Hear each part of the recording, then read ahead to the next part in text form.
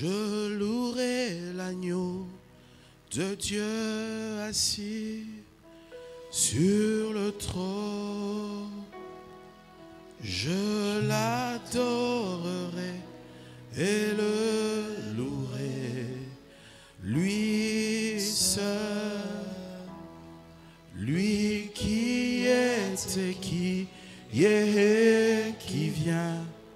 Je chanterai devant son trône à jamais,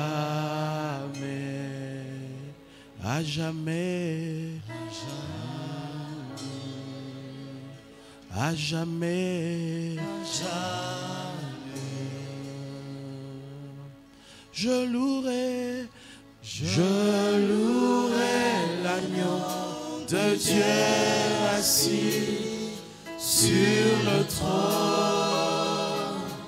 Je l'adorerai et le louerai, lui seul, lui qui est et qui vient.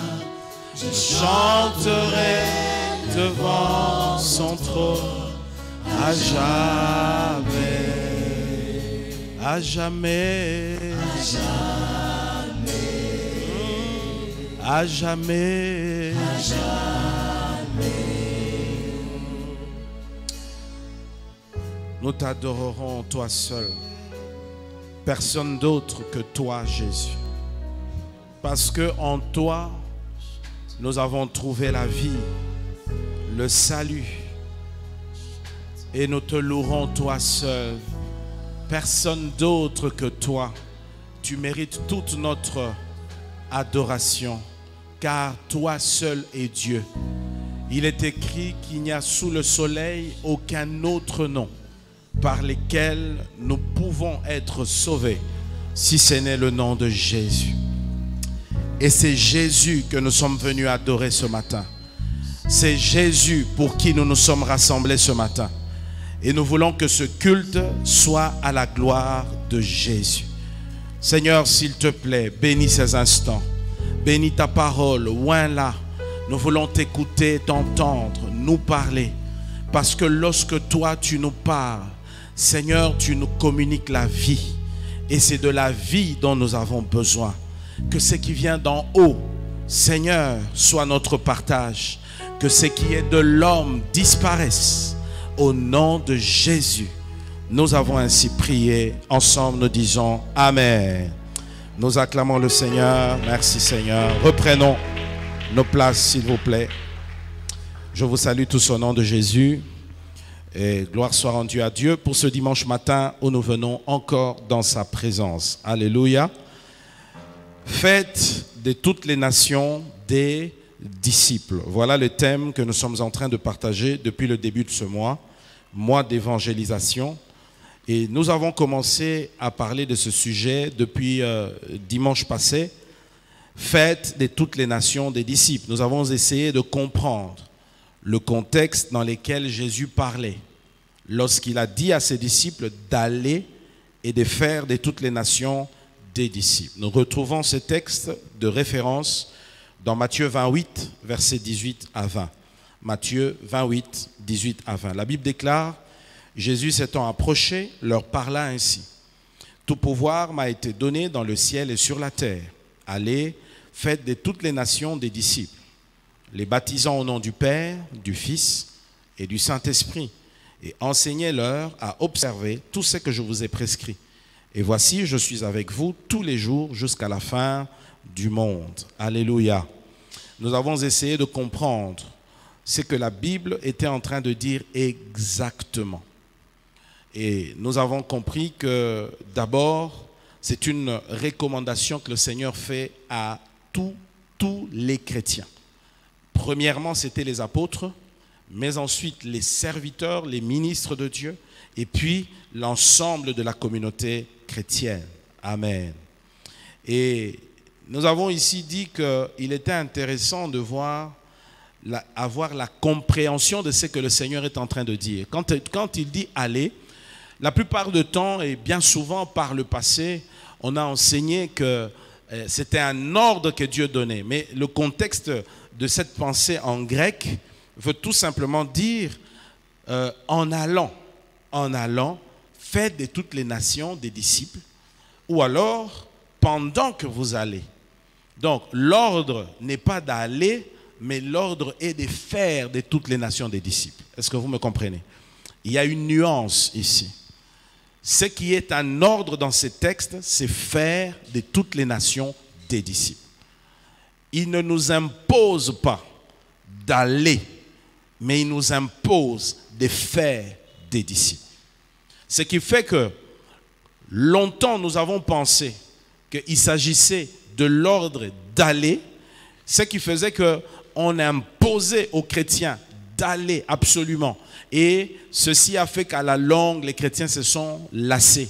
Parce que c'était lié parfois à des programmes particuliers, ou quand l'Église, par exemple, annonce une sortie, où nous sommes tous contraints d'être là et de partir. Mais l'idée du Seigneur, ce n'est pas celle-là. L'idée du Seigneur, c'est que nous puissions faire des disciples en allant, pendant que nous allons, c'est-à-dire dans notre vie de chaque jour. Alléluia. C'est ça la pensée du Seigneur. La pensée du Seigneur, ce n'est pas de faire des disciples seulement quand nous sommes liés à un programme, mais de faire des disciples en allant. Partout où vous allez, en allant au travail, en allant, je ne sais pas moi, à différents endroits où nous nous rendons, nous devons faire des disciples. Alléluia. Et ça, c'est très important de le comprendre. Et nous avons vu comment nous pouvons réussir à faire des disciples. La première des choses, nous avons vu qu'il fallait le faire par l'évangélisation qu'on a appelée relationnelle. C'est-à-dire quoi? Il ne suffit pas simplement d'aller dans les rues, de prêcher, de parler aux passants, d'annoncer la bonne nouvelle. Mais si on veut être efficace dans ce qu'on est en train de faire, il faut pousser le bouton plus loin. C'est-à-dire tisser des relations, entrer en relation avec des gens, parler avec des gens, communier avec eux, les connaître, s'intéresser aux personnes. Et c'est dans cette mesure-là que quand nous tisserons des relations, nous pourrons facilement influencer ces personnes. Alléluia. Nous avons vu aussi qu'une autre voie par laquelle nous pouvions faire des disciples, c'est aussi par les bonnes œuvres. Les bonnes œuvres ici, nous les avons situées en deux catégories. La première, les bonnes œuvres comme acte de bienfaisance, générosité envers les plus démunis, les plus pauvres, envers qui nous pouvons manifester de la bonté. Ce qui est bien. Jésus a aussi donné du pain aux gens. Jésus a donné du poisson aux gens. Et ça c'est une très bonne chose. Mais lorsque la parole de Dieu nous encourage aux bonnes œuvres, ce n'est pas d'abord ces actes de bienfaisance. Il s'agit ici d'abord d'une vie d'obéissance quant au Seigneur. Alléluia. Il s'agit ici de reproduire une vie chrétienne, une vie d'intégrité, de probité, qui ne soit pas une vie que l'on cache. C'est là que l'apôtre parlera de la bonne odeur. Nous sommes comme un parfum. Nous répandons l'odeur de Christ partout où nous allons. Pour les uns, c'est une odeur de mort, mais pour les autres, c'est une odeur qui donne la vie. Ça signifie que quand, partout nous passons en tant que chrétiens, alors que nous sommes appelés à faire des disciples, bien-aimés, les gens seront beaucoup plus touchés lorsque nous vivons différemment du monde. Lorsque notre vie est soumise à Christ, notre manière de nous comporter, notre manière de parler, notre caractère, notre façon de vivre en famille, notre manière de vivre notre vie de couple, quand on est marié, comment nous traitons nos enfants, toutes ces choses-là représentent des bonnes œuvres. Et c'est là que la Bible nous dit que vos bonnes œuvres soient vues des païens.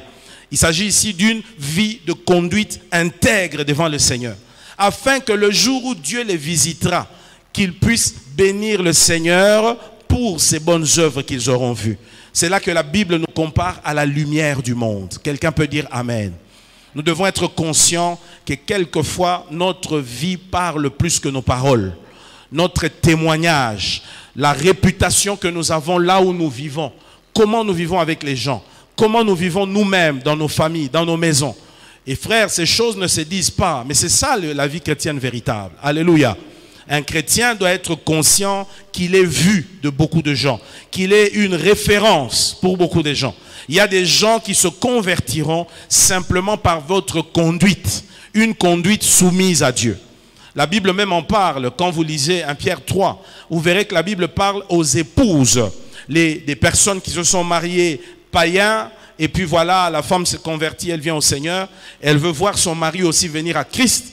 On dit à ces femmes qu'elles peuvent gagner leur mari sans parole, mais par une conduite digne des enfants de Dieu. C'est cela les bonnes œuvres. Amen, amen. Parce qu'on a vu bien souvent, on a donné du pain aux gens, on a donné une assistance aux gens, on a fait du bien aux gens de manière sociale, mais ce n'est pas forcément ça qui amène la conversion. Ce n'est pas seulement ça qui attire la transformation de vie.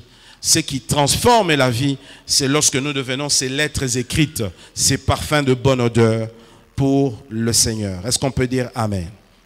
Et puis nous avons vu en troisième lieu qu'il fallait faire des disciples par la proclamation de l'évangile. La proclamation de l'évangile. Bien-aimés, nous avons dit dans tout ce que nous faisons, il faut se rassurer que les gens entrent en contact avec l'évangile. Ce qui change les gens, c'est l'évangile. Paul dit, je n'ai point honte de l'évangile, car c'est la puissance de Dieu pour le salut de quiconque croit. Vous devez tout faire pour que les gens entrent en contact avec l'évangile. Si aujourd'hui nous n'avons pas beaucoup de véritables conversions, c'est tout simplement parce que ce n'est pas l'évangile qui est prêché. Vous voyez? Beaucoup de gens disent beaucoup de choses. Il y a des gens qui se tiennent du haut de la chair. Ils vont parler, ils vont citer des versets bibliques. Mais ils vont raconter des choses qui ne sont pas l'évangile. L'évangile, c'est principalement la vie et l'œuvre de Jésus-Christ. Alléluia. C'est ça l'évangile. Et c'est ce qui transforme le cœur. Les gens ont besoin d'apprendre ce que Jésus a fait pour eux. Ce que Jésus a accompli à la croix. Et le salut qu'il leur offre par grâce. Comment ils peuvent accéder à ce salut? Comment ils peuvent se convertir? Voilà pourquoi nous avons la responsabilité de mettre les gens en contact avec l'évangile. Est-ce qu'on peut dire Amen? Parce que c'est l'évangile qui transforme. Alors, ce matin, je voudrais poursuivre, toujours avec notre thème, faites de toutes les nations des disciples. Bien aimés, nous devons comprendre que cette recommandation du Seigneur, c'est ça même qui est l'essentiel de la mission de l'Église sur la terre. C'est l'essentiel de la mission. Pourquoi l'Église vit? Pourquoi l'Église existe-t-elle? Pourquoi nous sommes là, nous, chrétiens, qui avons donné nos cœurs à Jésus-Christ? Nous sommes là sur la terre pour un but principal, avant tout. C'est la mission d'évangélisation. Dites Amen. C'est pour ça que nous sommes là. Et quelquefois, nous devons être capables de nous évaluer nous-mêmes dans notre chrétienté. Combien nous sommes d'un apport à cette mission-là, qui a été recommandée aux enfants de Dieu, aux disciples de Christ. Ainsi, nous devons bien comprendre ce que le Seigneur nous dit ici. Faire de toutes les nations des disciples, c'est quoi exactement? Qu'est-ce que le Seigneur veut dire par là? Faire de toutes les nations des disciples, c'est faire entendre à tout être humain sur la terre l'évangile de Jésus. Alléluia. Faire entendre à tout être humain l'évangile de Jésus-Christ. Quelqu'un peut dire Amen. Savez-vous qu'il y a des coins de ce monde encore aujourd'hui où les gens n'ont pas entendu l'évangile? Savez-vous? Quelqu'un disait, pourquoi y aurait-il des personnes qui ont entendu l'évangile 10 fois, 20 fois, 100 fois, alors qu'il y a des coins où il y a des gens qui n'ont même pas entendu l'évangile une seule fois? Pas même une seule fois. C'est ça notre responsabilité. Par le passé, le travail était plus rude parce qu'il fallait que des gens se déplacent. Les gens allaient vers des terres inconnues. Les missionnaires à travers le monde, quand vous lisez ces histoires, elles sont vraiment passionnantes, très passionnantes. Ils sont allés vers l'inconnu. Là où ils sont arrivés, ils ont dû payer le prix de s'adapter au climat de l'endroit qui n'était pas toujours des climats favorables. Il y en a qui sont arrivés dans certains milieux, ils ont trouvé des maladies qu'ils ne connaissaient pas. Ils ont attrapé ces maladies, ils sont morts. D'autres sont allés à des endroits, ont appris les langues locales pour pouvoir transmettre l'évangile. Ils ont réussi à le faire. Ils ont répandu l'évangile ça et là. Des gens ont payé de leur vie. Des gens ont payé de leurs efforts pour que l'évangile nous parvienne aujourd'hui. Alléluia. Mais aujourd'hui, nous avons la grâce. À travers les nouvelles technologies de l'information, sans nous déplacer, nous pouvons atteindre les coins et les recoins de ce monde, là où les hommes et les femmes sont connectés. Amen. C'est ainsi que, chrétien, tu as la grâce d'avoir accès aux réseaux sociaux. Comprends ta mission sur la terre. Tu n'es pas dans les réseaux sociaux pour exposer ta vie. Tu n'es pas dans les réseaux sociaux pour exposer ta beauté. Tu vis pour Christ. Utilise ces instruments-là pour atteindre des gens. Il y a des hommes et des femmes qui ont besoin du salut. Et croyez-moi, il y a des vies qui sont sauvées à travers ces outils-là. Alléluia. C'est pourquoi permettez aux hommes d'écouter l'évangile. Cessez de vivre pour vous-même. Vivez pour Christ. Vivez pour les intérêts du royaume de Dieu. Est-ce qu'on peut dire Amen? Chacun de nous a la responsabilité d'utiliser tous les outils possibles afin d'atteindre les hommes par l'évangile.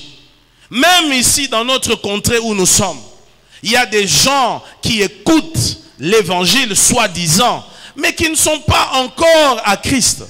Ça demande qu'on parle et on parle encore. Nous vous avons raconté, maman Fifi le disait ici, nous étions à l'étranger en France. C'est étonnant de voir qu'il y a des gens qui ne savent pas ce que c'est un pasteur pentecôtiste. Ils ne savent pas. Ils ne savent pas ce que c'est. Quand vous leur dites, qu'est-ce que vous faites dans la vie? Je suis pasteur. Pasteur, il ne comprend pas. Ah, ok. Je prêche. Ah, vous êtes un prêcheur. Ok. Un peu comme les prêtres. Ils ne connaissent que les prêtres.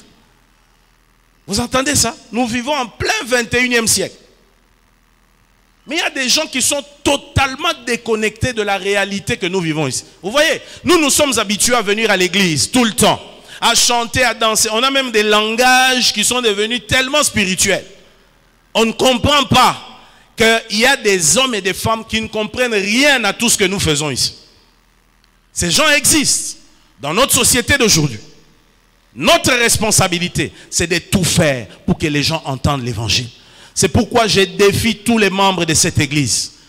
Quel que soit là où vous vous trouvez, soyez le canal par lequel l'évangile de Jésus passe pour toucher les gens. Vous êtes un élève à l'école, prêchez l'évangile. Vous êtes un employé quelque part, prêchez l'évangile. Vous êtes un prédicateur, je ne sais pas moi, vous êtes un chrétien qui travaille dans une société de la place, prêchez l'évangile. Vous êtes à l'université, prêchez l'évangile. Utilisez tous les moyens, parce que Jésus nous a dit de faire de toutes les nations des disciples. Et n'oubliez pas, il nous en a donné le mandat. Il a dit, tout pouvoir m'a été donné dans le ciel et sur la terre. Nous avons le feu vert de l'autorité suprême de tout l'univers, qui nous a donné ce feu vert de prêcher l'évangile. Donc quand tu te lèves pour transmettre l'évangile, tu vas avec un mandat de Jésus-Christ. Alléluia. C'est très important. Et ceci, que l'occasion soit favorable ou non, nous devons de prêcher l'évangile. Voilà pourquoi Paul disait à Timothée,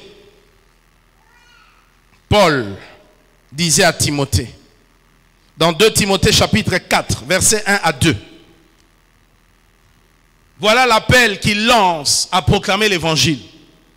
Je t'en conjure devant Dieu et devant Jésus-Christ, qui doit juger les vivants et les morts, au nom de son apparition et de son royaume. Prêche la parole. Prêche la parole. Insiste en toute occasion favorable ou non. Reprend, censure, exhorte avec toute douceur et en instruisant. Est-ce qu'on peut dire Amen? Vous entendez ce que Paul dit? Il dit, je t'en conjure devant Dieu et devant Jésus qui doit juger le monde, qui doit juger les morts et les vivants. Au nom de son apparition, Paul est en train ici de décrire des faits qui doivent nous encourager à annoncer la bonne nouvelle. Il dit, à cause du Dieu Tout-Puissant, qui règne et qui est sur le trône de cet univers, de ce monde, à cause de Jésus-Christ, qui a donné sa vie pour le salut des hommes et qui reviendra pour juger cette terre. Les hommes qui vivent sur cette terre ne savent pas qu'il y a un jugement qui arrive. Ces choses semblent être de la fiction, mais petit à petit, nous allons vers cela. Alléluia. Dieu jugera le monde, tous les vivants et les morts. Tout homme qui a vécu sur cette terre passera par un jugement. Et c'est ce que les gens ne savent pas. Parce que s'ils le savaient, ou du moins s'ils en étaient conscients, ils ne feraient pas ce qu'ils font. Vous voyez aujourd'hui comment les gens vivent dans le péché, comment les gens vivent délibérément dans le mal. Sont-ils conscients qu'il y a un jugement qui arrive? Alors Paul dit à Timothée, je t'en conjure devant ce Dieu-là, devant Jésus-Christ, qui doit juger les vivants et les morts, prêche la parole. Ne prêche pas les histoires des hommes. Ne prêche pas des fables. Ne prêche pas des histoires racontées ça et là. Prêche la parole. Et il dit, en toute occasion favorable ou non. C'est-à-dire que nous en ayons l'occasion ou que nous n'en ayons point l'occasion. L'évangile doit passer. Il faut que ce qui doit être annoncé soit annoncé. Dites Amen. Dieu est à l'œuvre sur la terre. Il a des buts à atteindre. Et gloire soit rendue à Dieu si c'est par toi qui passe pour atteindre ce but. Car si tu es ce canal de Dieu, alors toi aussi tu es béni. Amen. L'évangile doit être prêché. Avec ou sans toi, l'évangile sera prêché. Ainsi, c'est une très bonne chose que tu puisses t'engager dans ces trains, être dans les camps de ceux qui annoncent cet évangile. Ma prière et le vœu de mon cœur est que cette assemblée soit constituée des gagneurs d'âme. Des hommes et des femmes qui ne sont pas seulement beaux, qui n'ont pas seulement des belles vestes, des beaux vêtements, des beaux maquillages et tout, mais derrière ça, qui communiquent la vie aux hommes sur cette terre. Parce que je vous le dis toujours, si tout ce que nous faisons ici n'aboutit pas à cette mission ultime, nous avons échoué. Nous avons échoué. Alléluia. Mais aussi, faire des disciples, en plus de faire entendre l'évangile à tout être humain sur la terre, faire des disciples, c'est aussi, ce n'est pas toujours convertir toutes les nations, non. Mais c'est aussi impacter les nations. Est-ce que vous m'entendez? Faire des disciples, c'est aussi impacter des nations. Dis avec moi, impacter des nations. Si nous ne pouvons pas convertir tout le monde, mais nous pouvons convertir nos nations ou notre société. Nous pouvons, impacter notre société. Vous m'entendez? Comment impacter cette société? Nous devons impacter cette société avec les valeurs du royaume de Dieu. Vous voyez? Nous ne réussirons pas probablement à convertir tout être humain. Mais ce que nous pouvons faire, on peut impacter notre société avec les valeurs de l'évangile. Quelles sont ces valeurs? Les valeurs de la justice. Les valeurs du respect du bien public. Les valeurs du respect du bien commun. Les valeurs de l'honnêteté. Les valeurs du sérieux dans le travail. Les valeurs du mariage entre un homme et une femme. Et non pas un homme avec un homme. Qui demain vont demander d'adopter des enfants ou d'avoir des enfants. Mais quand ils auront ces enfants-là, ils vont leur apprendre quoi? Ils vont leur apprendre à vivre ce qu'eux-mêmes vivent. Vous voyez? Regardez autour de nous. Les valeurs de l'évangile sont en train d'être de plus en plus détruites.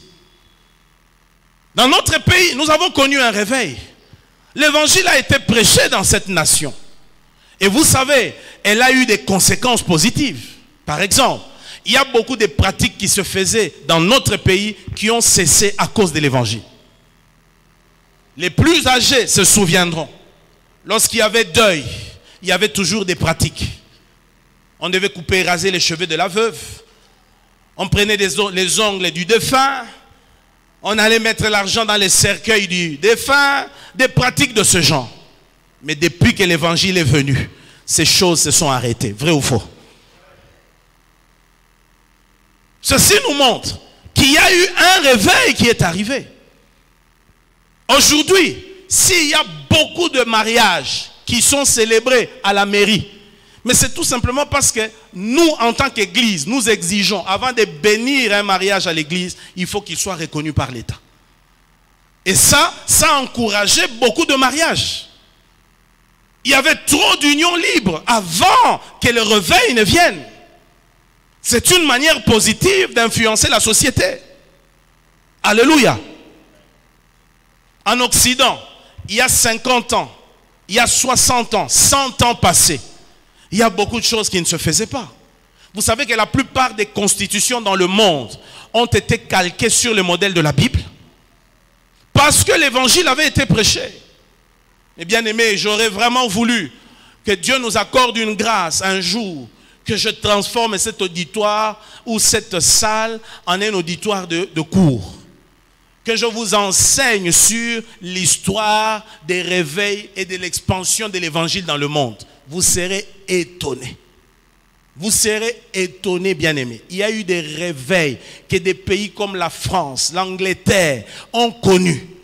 Des réveils puissants qui ont fait que les valeurs ont été inculquées dans cette société-là. Pourquoi? Parce que quand l'évangile est prêché, l'évangile ne convertit pas simplement les hommes, mais l'évangile inculque les valeurs du royaume de Dieu. Dites Amen. Dites Amen. Et c'est ça que nous devons faire. Je me souviens, j'étais jeune à cette époque, il y a plusieurs années en arrière. J'étais élève dans ma dernière partie des humanités à l'Institut de la Gombe ici. Bien-aimés, à cause de l'évangile, nous étions un groupe de jeunes chrétiens. Nous nous sommes retrouvés à l'école pour étudier. Mais à un moment donné, l'idée est venue. Nous sommes des chrétiens. On doit gagner notre société. Il faut qu'on influence. On a organisé une cellule de prière à l'école. On a commencé à prêcher l'évangile à l'école avec des amis. Et à cette époque, l'Institut de la Gombe était réputé une école vraiment qui recevait les orchestres mondains, de musique mondaine ici. Ils allaient souvent jouer là-bas, c'est là-bas que sortaient des grands musiciens, ainsi de suite. Mais arrivé là-bas, avec un groupe d'amis, nous avons décidé de mettre fin à ces concerts-là. Bien-aimés, par la grâce de Dieu. Tout le temps où j'ai étudié là-bas, et même quand je suis parti des années après, maintenant je ne sais plus. Il n'y a plus eu de concerts là-bas. Parce qu'on a lancé l'opération, l'Institut de la Gombe doit changer au nom de Jésus. Je me souviens plusieurs fois, j'ai eu des discussions avec des professeurs. Ils ont dit, mais comment toi tu peux dire doit? Dis peu, j'ai dit doit. Parce que le Seigneur nous a donné les mandats de pouvoir faire de toutes les nations des disciples. Dites Amen. Vous savez, le gagneur d'âme doit être rassuré et rassurant. Tu ne peux pas prêcher un évangile aussi sûr en étant toi-même douteux de ces messages. Non seulement tu dois être sûr du message que tu prêches, mais tu dois être aussi rassurant quand tu prêches. Alléluia. Et on a lancé combien de conversions? Aujourd'hui, par la grâce de Dieu, je vous le dis, j'ai beaucoup de fils qui sont serviteurs de Dieu, pasteurs, ça et là. D'autres, je ne sais même plus où. Mais que j'ai gagné à l'école en étant élève. Qu'on a amené au Seigneur. Et désormais, il y avait de nouvelles choses qui s'étaient installées dans cette école. Par exemple, avant toute grande cérémonie, la prière était entrée. On a commencé à avoir des espaces pour gagner des âmes, pour évangéliser. À la récréation, c'était une récréation pour tous les élèves. Mais la majorité des élèves venaient se réunir sous un manguier. Parce que les chrétiens prêchaient l'évangile là-bas.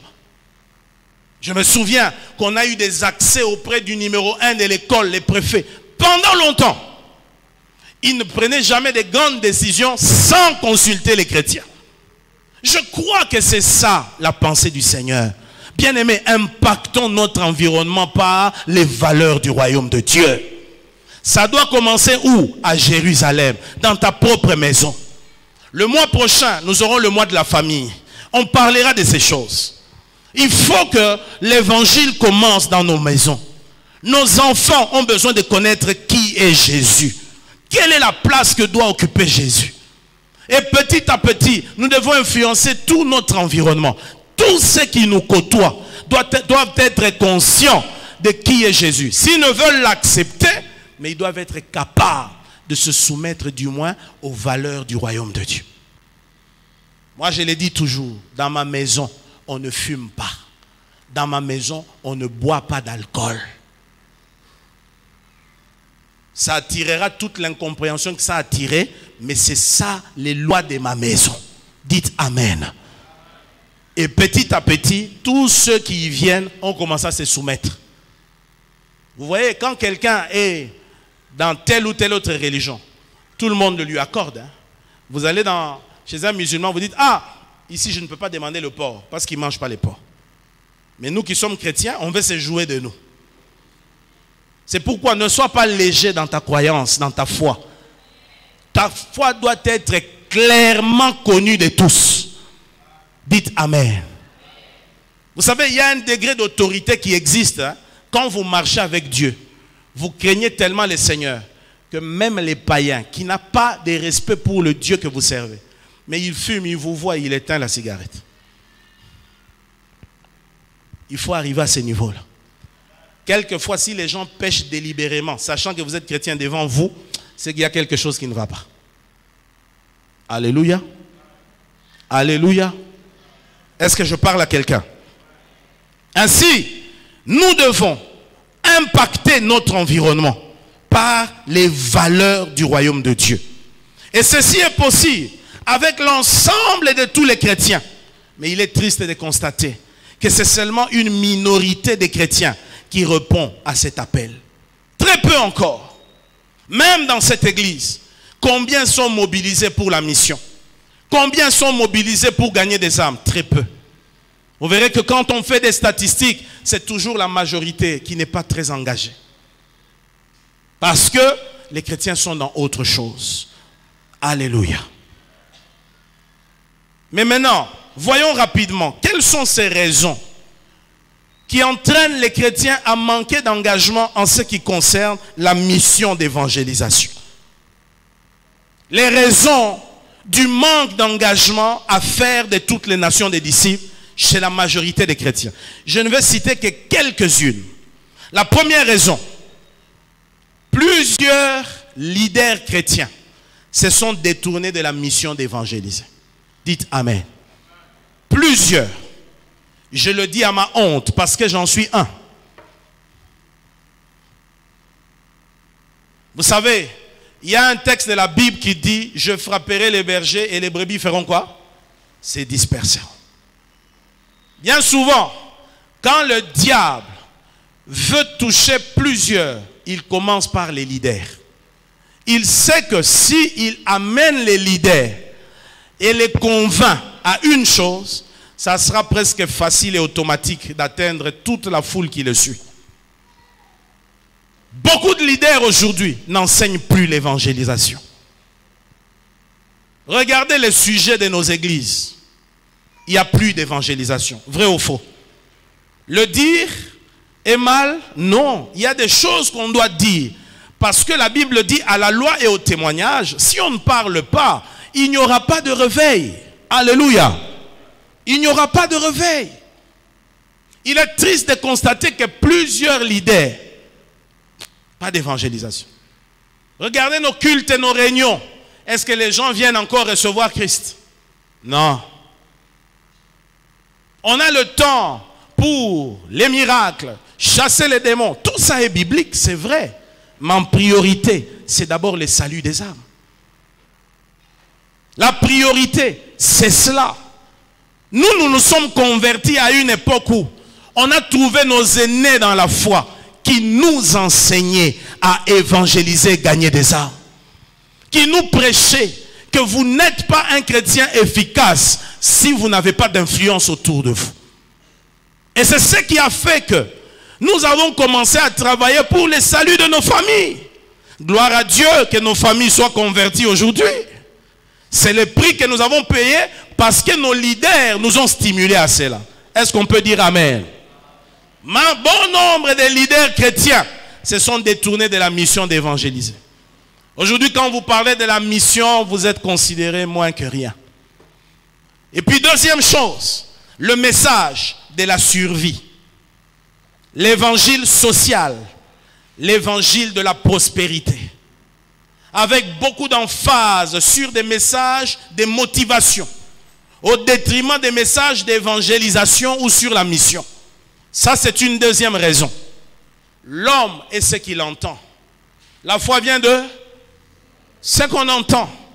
À force d'écouter des messages d'une certaine catégorie, bien aimé, ça vous forge. Vous allez voir, tout chrétien presque au Congo, quand il prie, c'est toujours comme ça. Parce qu'on nous a enseigné ça comme ça. Et la plupart des temps, les gens voient les choses comme ça. Vrai ou faux? Vrai ou faux? Ah. Ce que tu reçois, ce que tu manges, c'est ce que tu deviens. Le message de la survie, un évangile social. Comme disait Paul, ces gens-là, ils ne pensent qu'aux choses de la terre. Ils ne prêchent que la terre, la terre, la terre. Mes frères, c'est aussi la Bible. Je le prêche aussi. Mais je ne crois pas que c'est le message prioritaire. Dites Amen. Des fois, ça blase. Ça blase. Vous allez à gauche, entendez comment obtenir l'argent dans la facilité. Vous allez à droite, les 30 boutons de l'accélération financière. Ah! Est-ce que les apôtres ont prêché ça? Est-ce que Jésus a prêché ça? Alléluia! C'est pourquoi les chrétiens du Congo ou de Kinshasa est malade. Il est malade. Vous allez voir ces chrétiens-là, quand il s'agit de reproduire sa vie chrétienne, c'est une vie chrétienne qui tourne autour de ces choses-là. J'ai béni le Seigneur de m'être converti à une époque où on ne connaissait pas ces messages-là. Les messages principalement qu'on avait, c'était le péché, les péchés, la repentance, l'éternité, le ciel. Dieu merci, j'en ai été impacté. C'est pourquoi je vous prêche ça. Dites Amen. Bien-aimés, il ne faut jamais mettre les secondaires en priorité. Jamais. Il y a toujours une priorité. Le Seigneur nous dit de chercher d'abord le royaume des cieux. Ma prière est que Dieu vous bénisse. Ma prière est qu'il vous donne autant de choses que vous en voulez. Le matériel et tout ce qui s'ensuit. Mais ma prière au-delà de tout est que tous vous soyez sauvés. Que nous nous retrouvions d'abord dans l'éternité. Alléluia. Troisième raison. Les fausses idées de croire que tout le monde a entendu parler de Jésus. La fausse idée, pardon. La fausse idée de croire que tout le monde a entendu parler de Jésus. Vous savez, quand aujourd'hui vous vous mettez sur les champs d'évangélisation, vous avez l'impression que tout le monde connaît Christ. Vous arrivez quelque part, maman, papa, est-ce que on peut partager l'évangile? Vous entendez la personne dire, papa, il n'y a pas d'évangile. Et puis vous vous dites, ah, c'est forcément un chrétien. Je suis arrivé à des endroits évangélisés, j'ai trouvé des gens en arrivant qui me disent, moi je suis serviteur de Dieu dans l'église telle. Mais après avoir parlé explication, il a reçu Jésus. Et vous savez, notre force, nous Quinois, on se vante de beaucoup de choses. Et bien souvent, ce n'est pas ce que nous sommes en réalité. Vous savez, non? Vous savez que ça c'est une ressource que nous avons ici. Parce qu'il y a des gens qui sont passés avant nous qui nous ont dit, ngana dansé, ngana terrible, ngana télémia 12 000 euros. Mais à la maison, va voir là où il dort. Va voir ses lactrines. Que Dieu nous délivre d'un tel esprit au nom de Jésus. Beaucoup pensent que tout le monde connaît Christ. Surtout qu'aujourd'hui, les gens sont très religieux. Vous allez dans des maisons. Moi et ma famille, nous servirons l'Éternel. Les portraits. Vous entrez, vous trouvez des crucifixes. Il y a des familles où il y a des versets partout, même à la toilette. Mais sont-ils chrétiens pour autant? Non. C'est facile de dire qu'on est chrétien. Mais c'est plutôt mieux de vivre la vie chrétienne. Est-ce qu'on peut dire amen? Quatrième raison, c'est la forte influence du matérialisme dans l'Église. Bien aimé, le matérialisme a tué le zèle pour l'évangélisation. Vous savez, par matérialisme, je voudrais que vous compreniez très bien ce de quoi je parle. Le matérialisme, c'est une manière de vivre ou un état d'esprit orienté vers la recherche des satisfactions matérielles ou des plaisirs. Une manière de vivre ou un état d'esprit qui est orienté vers la recherche des satisfactions matérielles ou des plaisirs. Le matérialisme, c'est lorsque les désirs des richesses et des possessions deviennent plus importants et plus précieux que les réalités spirituelles. Alléluia. Et j'aimerais que vous le dire et j'aimerais le souligner. Il n'y a rien de mal à être riche ou même à travailler dur pour prospérer. Dites Amen. Il n'y a rien de mal. Rien de mal à travailler dur pour prospérer afin de nourrir sa maison, afin de fournir des conditions confortables à vos proches et à vous-même. Ce n'est pas mauvais. La richesse en elle-même n'est pas mauvaise. Mais quand l'argent ou la poursuite de l'argent devient la passion d'une personne, alors elle est tombée dans les pièges du diable. Et elle est devenue conforme à ce monde. Dites Amen. C'est là que la Bible nous dit dans Romains 12:2, ne vous conformez pas au siècle présent. Vous voyez? L'attrait du matérialisme, c'est-à-dire un désir excessif des richesses. Cet attrait-là est un désir puissant. Très peu de gens y résistent. Que ce soit les pauvres, que ce soit les riches. Dites Amen. Les matérialistes, ce n'est pas que les riches. Les pauvres aussi sont très matérialistes. Et en plus, cela inclut aussi les chrétiens. Lisez avec moi ce que Paul dit. 2 Timothée 3, 1 à 5. 2 Timothée 3, 1 à 5. Sache que dans les derniers jours, il y aura des temps difficiles. Car les hommes seront égoïstes, amis de l'argent, fanfarons, hautains, blasphémateurs, rebelles à leurs parents, ingrats, irréligieux, insensibles, déloyaux, calomniateurs, intempérants, cruels, ennemis des gens de bien, traîtres, emportés, enflés d'orgueil, aimant le plaisir plus que Dieu, ayant l'apparence de la piété, mais régnant ce qui en fait la force. Éloigne-toi de ces hommes. Quelqu'un dit Amen. Oh, dis Amen très bien. Remarquez très bien, frères et sœurs. Paul cite ici 19 principaux défauts moraux des temps de la fin. 19. Et ces défauts ont trait au comportement humain à la fin des temps.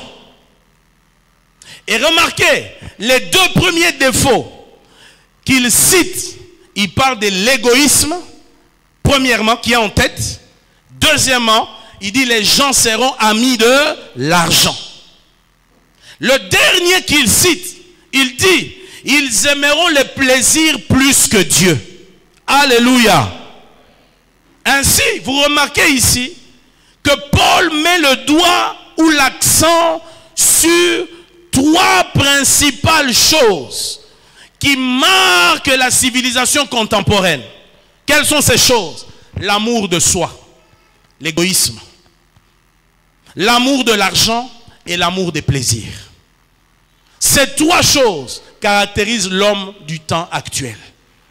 Les gens aiment, alors ils aiment l'argent. Les gens aiment les plaisirs. Quand vous entendez les histoires des potipotas là, c'est quoi? C'est l'amour de l'argent. Vrai ou faux? Vrai ou faux?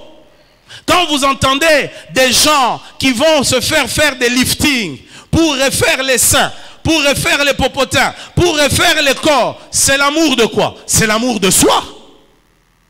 C'est l'amour de soi, le culte du corps parfait. Mais que tu le veuilles ou pas, tu vieilliras. Ça lâchera un jour. Dis Amen. C'est pourquoi toi, frère, qui veux te marier, tu n'as des critères que, oh, je veux une femme qui est comme ceci, qui a la démarche de celle-là, qui ressemble à celle-ci. Frère, je te dis, cette jolie sœur-là que tu vois, elle vieillira. Elle attrapera des rondeurs. Tout ça va passer. Dites Amen. La Bible dit, la beauté est vaine. Le charme est trompeur. Mais la femme qui sera louée, c'est celle qui craint l'Éternel. Dites Amen très fort. Ainsi, nous voyons des gens qui aiment les plaisirs. Regardez la Coupe du Monde. On nous a dit ici, Covid, il faut être à distance, ceci. Mais quand il s'agissait de la Coupe du Monde, ils ont très vite fini l'affaire Covid pour que les gens reviennent dans les foules. Vous voyez? L'amour du plaisir. Et ça va de manière croissante. Et remarquez très bien, ce qui est interpellateur ici, c'est quoi? C'est l'aspect le plus étonnant de toute cette situation. C'est que, au milieu de ce déclin moral qui est universel, la religion n'est pas absente. Non. La religion n'est pas absente. Après avoir fait la liste de tous ces 19 défauts, Paul ajoute, ils auront l'apparence de la piété, mais régnant ce qui en fait la force. C'est ça notre problème. À mon époque, il y a plus de 32 ans en arrière, quand les gens ne se retrouvaient pas dans la parole de Dieu, ils ne venaient pas. Ne se retrouvaient à l'église que ceux qui choisissaient véritablement de se convertir. Mais le pire avec ce siècle, c'est qu'on a des gens, ils ne sont pas du tout connectés aux choses de Dieu. Mais ils viennent. Ils sont toujours là.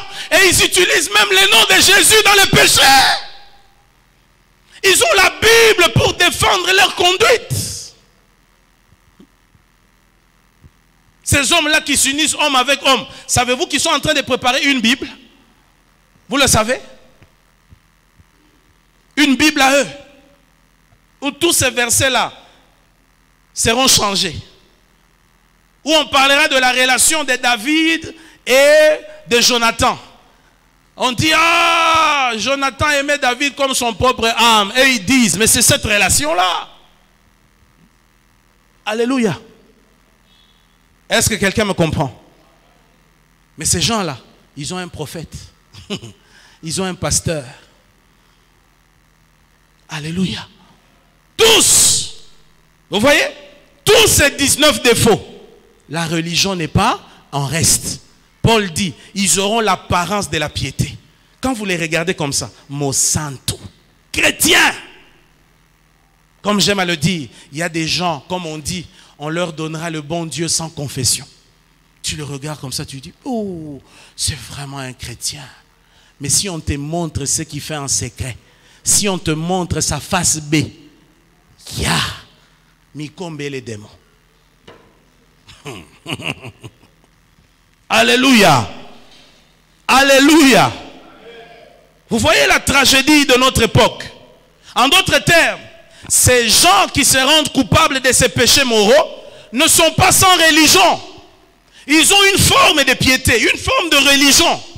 Mais c'est une religion dans laquelle il n'y a pas de place pour la présence du Saint-Esprit. Alléluia. Il n'y a pas la présence du Saint-Esprit. De ce fait, ils ne sont pas sensibles aux choses spirituelles. Ils ne sont pas conscients des réalités spirituelles. Ils ne sont pas convaincus du péché. En lingala, on dira bazana bosimba mite. Frère, il y a des choses abjectes que nous entendons, écoutons. Tu te dis, mais comment les gens en arrivent là? Comment quelqu'un peut faire ça? Et puis il se tient devant les gens, il prêche. Il ose dire, Dieu m'a dit, oh Seigneur. Si nous les hommes, nous avons du mal à supporter ça, et Dieu là où il est, le Dieu tellement saint. Non, ce monde, Dieu le détruira, frère. Dieu détruira ce monde. Alléluia. Alléluia. Il y a des choses abominables. Mais ces gens ont une apparence de piété. Ils sont à l'église. Ils parlent en langue. C'est pourquoi ne nous impressionnez pas avec les parlants en langue nombreux là. Moi, je commence à regarder les gens, j'ai dit non, non, non, non. Vous entendez, aujourd'hui, tous les chrétiens, les modérateurs, les prédicateurs, ils parlent en langue et tous de la même manière, comme les receveurs de Kinshasa. Vous avez déjà remarqué que tous les receveurs parlent de la même manière. Quand il se tient là-bas, il dit bandal, bandal, bandal. Tu vas quelque part d'autre, c'est la même chose. Tu te dis, mais ils s'entendent, ils apprennent ça dans une école ou qu'est-ce qui se passe? De parler en langue vide, sans vie. Parce qu'on a mémorisé ça dans la tête. Le Saint-Esprit n'est pas en action. Le Saint-Esprit n'est pas là. C'est pourquoi, frère, il n'y a pas de sensibilité. Alors, vous voyez, quand ces gens atterrissent dans l'église, vous aurez beau dire, il faut gagner des âmes, il faut faire de toutes les nations des disciples, pris par les matérialismes, avec leur belle religion, l'apparence de la piété, bien aimés, les enseignements sur la mission ne seront pas reçus. Des fois, nous nous demandons, Seigneur, comment on peut stimuler les gens tout un mois? Nous avons eu Triomphe 21 de l'année passée. On a parlé de la pratique de gagner des âmes. On a enseigné, on a enseigné. On a eu une dizaine d'orateurs qui sont venus de partout. Ils nous ont prêché sur l'importance d'aller. À la fin, une petite poignée seule. Pourquoi pas les autres? Pourquoi pas tout le monde? Vous comprenez aujourd'hui le matérialisme. Le désir du gain. Un désir excessif. Peut-être que toi tu m'écoutes aujourd'hui, tu es pris par ça. Tu es tellement préoccupé par les choses de la terre que les choses spirituelles ne te disent rien. Quand on te dit gagner une âme, c'est une parole qui entre ici, qui sort là-bas. Ça ne t'intéresse pas. Ton vrai problème, c'est que tu as une apparence de la piété. Mais en réalité, tu n'es pas pieux. En réalité, ce qui fait la force de la piété, tu l'as renié. Quelqu'un peut dire amen. Puisse le Seigneur te parler ce matin. Puisse le Seigneur t'aider à changer de style de vie. Cette année, Dieu nous a donné un thème, la vie chrétienne véritable. Un chrétien véritable est sensible à ce qui préoccupe le cœur de Dieu. Et ce qui préoccupe le cœur de Dieu en ces temps de la fin, c'est le salut des âmes. C'est pourquoi quand aujourd'hui tu n'es pas orienté vers le salut des âmes, tu n'es pas mobilisé par la mission, bien-aimé, revois ta chrétienté. Revois ta chrétienté, je te dis la vérité. Il y a quelque chose qui ne marche pas, il y a quelque chose qui ne va pas bien. On doit être préoccupé par ce qui intéresse le plus le cœur de Dieu. Puisse quelqu'un dire amen. Et je prie qu'après ces temps, que chacun de nous se mobilise pour la mission. Dieu veut que tu t'élèves là où tu es, prêche l'évangile. Là où tu es, influence quelqu'un. Va au contact d'une âme. Parle à quelqu'un de Christ. Transmets l'évangile. Impacte ton environnement par les valeurs du royaume de Dieu. Alléluia. Jésus a dit, vous êtes le sel de la terre. Vous êtes la lumière du monde. Il dit, si le sel ne donne plus sa saveur, il sert à quoi? Es-tu encore un sel, chrétien? Est-ce que tu as de l'influence là où tu vis? As-tu l'influence partout où tu vis, partout où tu passes?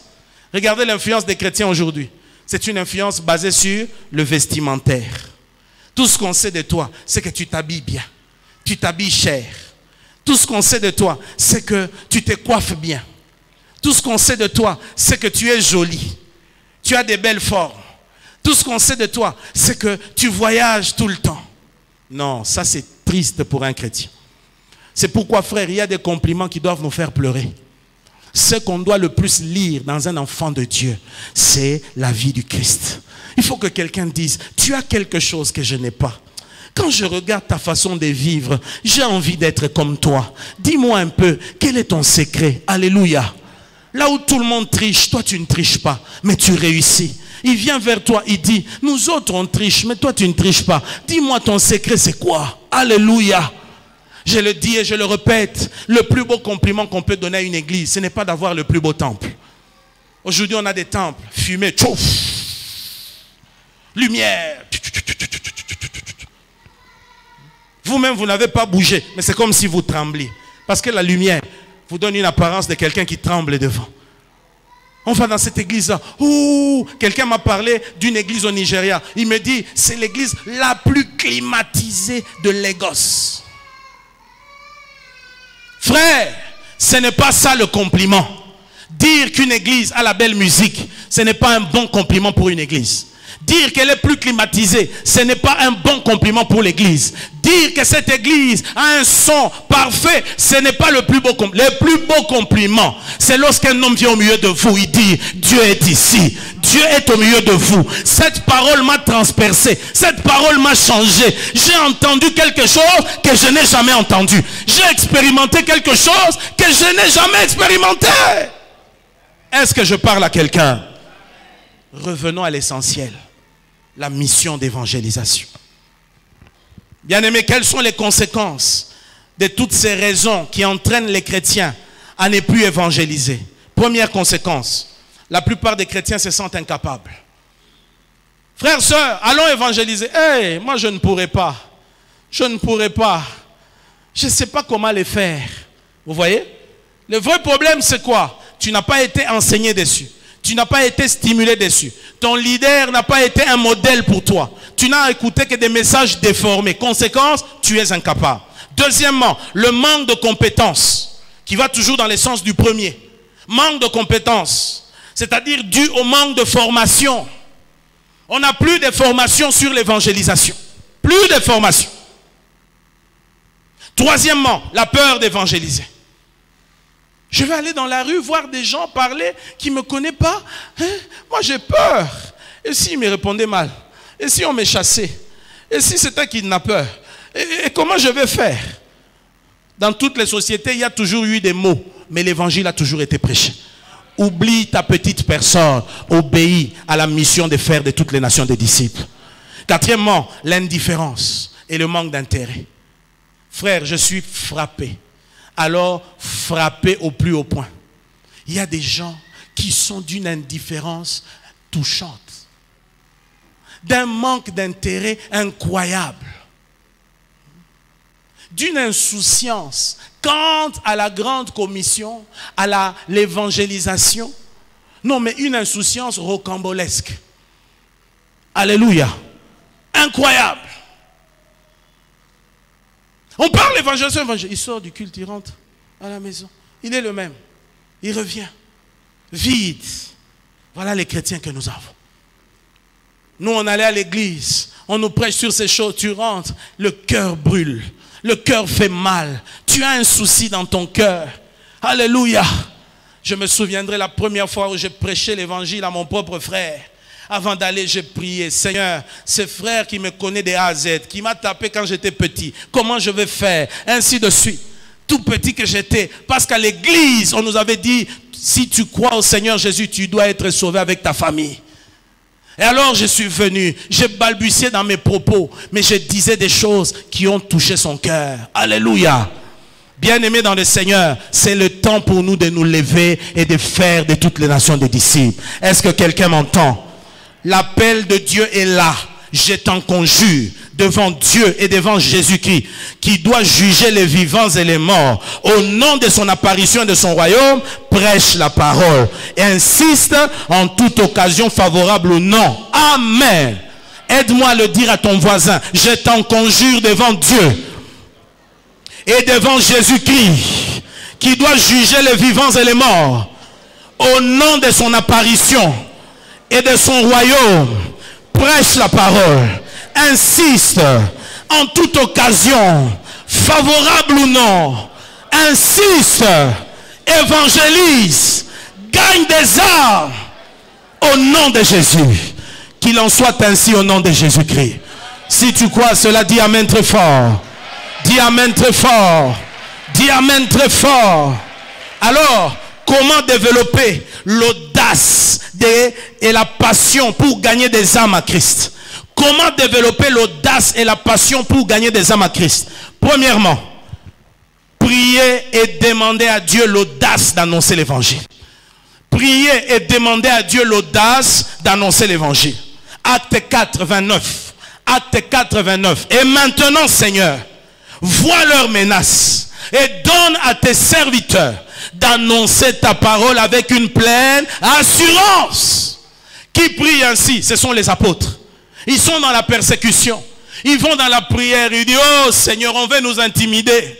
On est en train de nous interdire de prêcher. Ils disent, Seigneur, maintenant, regarde les menaces. Mais tout ce que nous te demandons, donne à tes serviteurs d'annoncer ta parole avec une pleine assurance. Donne à tes serviteurs d'évangéliser avec audace. Donne à tes serviteurs la force de parler en ton nom. Ce matin, que Dieu te donne l'assurance, que Dieu te donne l'audace, que Dieu te donne la force d'aller parler autour de toi. Au nom de Jésus. Si tu crois cela, dis un big amen. Deuxième chose, faites confiance au Saint-Esprit pour faire le travail à travers vous. Faites confiance au Saint-Esprit pour faire le travail à travers vous. Amen, amen. Faites confiance à qui? Au Saint-Esprit. Faites confiance au Saint-Esprit. Bien-aimé, ne regarde pas tes incapacités. Celui qui convainc les cœurs, c'est le Saint-Esprit. Du reste, dans le travail d'évangélisation, les gens ne se convertissent pas à cause de ton beau français, de ton beau parler. Les gens ne se convertissent pas parce que tu es bien présenté. Les gens ne te convertissent pas parce que simplement tu les côtoies, tu les fréquentes. Au-delà de toutes ces choses, il faut croire dans le soutien du Saint-Esprit. C'est le Saint-Esprit qui touche le cœur. C'est le Saint-Esprit qui convertit le cœur. C'est le Saint-Esprit qui enflamme le cœur. Alors fais confiance au Saint-Esprit. Avant d'y aller, prie, demande sa force, demande sa plénitude. Et lève-toi dans ces milieux-là et tu influenceras. Dis amen. Troisième chose, pour avoir l'audace d'évangéliser, ayez la foi que Dieu sauvera les gens à qui vous parlez. Vous devez avoir la foi que Dieu sauvera les gens à qui vous parlez. Dites amen. Dites amen. Frère, Dieu veut faire de toi un Moïse pour quelqu'un. Ne te laisse pas intimider. Ne laisse pas la peur te gêner. Dieu veut faire de toi un Pierre ou un Paul pour quelqu'un. Ainsi, sois audacieux. Vas-y avec la foi, faisant confiance au Saint-Esprit qu'il touchera les cœurs et les convertira. J'aime une parole dans Actes des Apôtres, chapitre 4, verset 13. Ah, ça j'aime. Écoutez ce que les Écritures disent. Lorsqu'ils virent l'assurance des Pierre et des Jean. Lorsqu'ils virent l'assurance des Pierre et des Jean. Lorsqu'ils virent quoi? L'assurance des Pierre et des Jean. La Bible dit, ils furent étonnés. Sachant que c'était des hommes du peuple sans instruction. Ils les reconnurent pour avoir été avec Jésus. Dites amen. Les gens ne reconnaissaient plus Pierre et Jean. Mais ces gens n'ont pas beaucoup étudié.